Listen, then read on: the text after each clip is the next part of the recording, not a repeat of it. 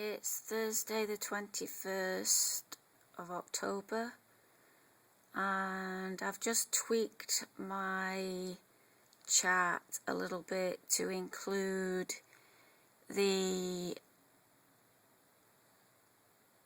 12 and over percentages and total population percentages, so that you can see where we're really at and how protected we really are.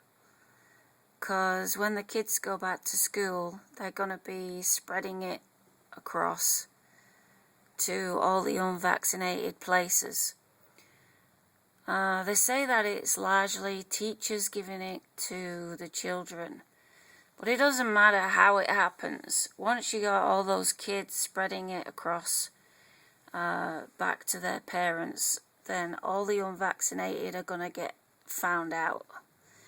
And Parrot Head, he's going to have all the schools come out all at once instead of the phased plan that they had. So we'll see what impact that has on them. So as you can see, I've just written down total population. This was on the ABC today. The total population is actually 57.4% fully vaccinated, 72% one dose. So we're going to be at about 60% on the 1st of November. So the nation will be at 60% total population dosage when we start allowing people in from overseas.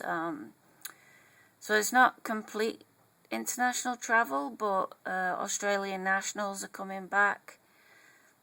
I don't know if I didn't hear them say that that's going to be from safe countries or not, or whether it's any country and you can come back. We'll find that out on the 1st of November. Victoria reached 70% today. So they have over 2,000 cases and they're opening. So, but they're at 90% first dose, so that could help. But 90% is only 57% total population and 67% above 12. Apparently Denmark was some country open. No, there's a country that's just locked down and they were at 57%. And they've just locked down again because their hospitals aren't coping. So we'll see how it goes. Northern Territory have picked up. I think the mandates are starting to work. Queensland have picked up. I think the rush and urgency has got to them as well. So some of the complacency is due to just, well, don't have to rush, there's no need to rush.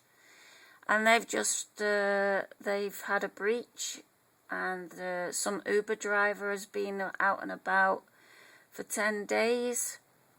So that was on the Gold Coast, and their vaccinations are quite low. That might help with their vaccinations in that area. I didn't get the full announcement on that. Okay, so the total population is still colour coordinated according to how risky I think their opening is. I've increased the colour for Victoria because I think their cases are very high.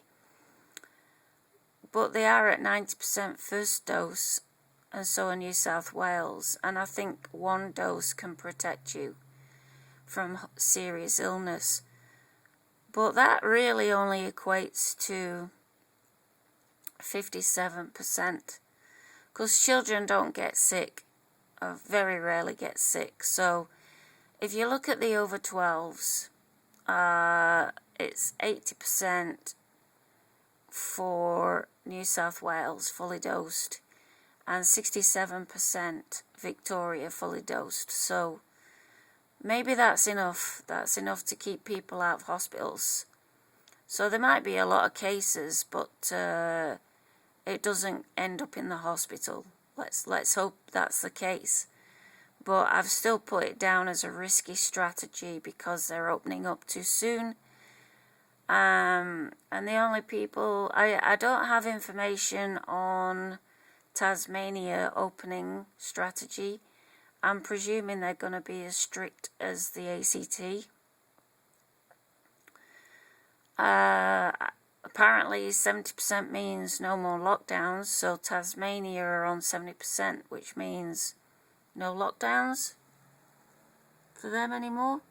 I don't know, we'll have to see what happens, and then I'll know how cautious they're going to be about their opening strategy.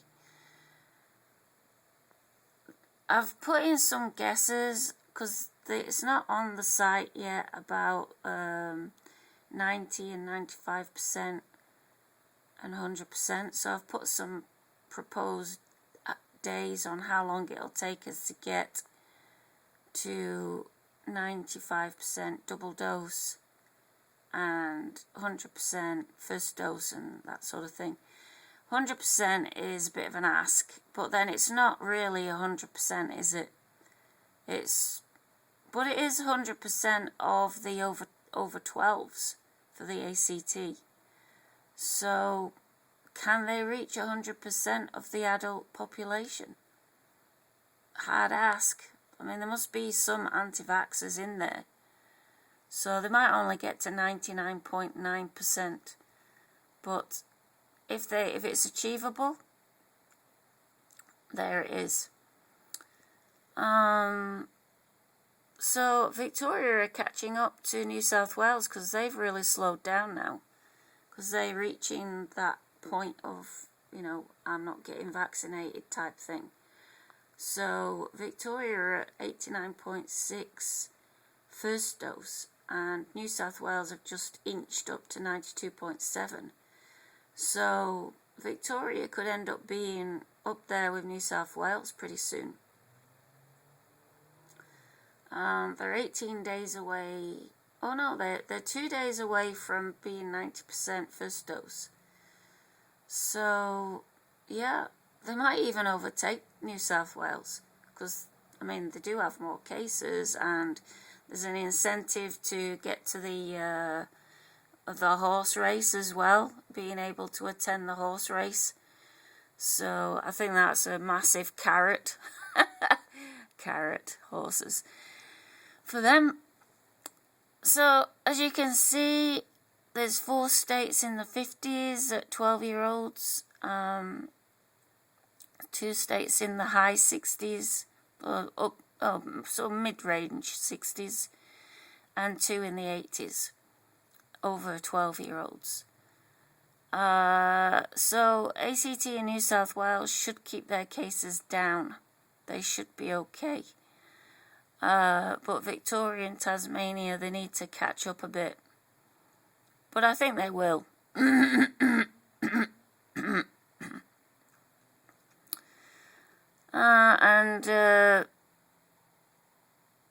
As far as total population, WA are at the bottom.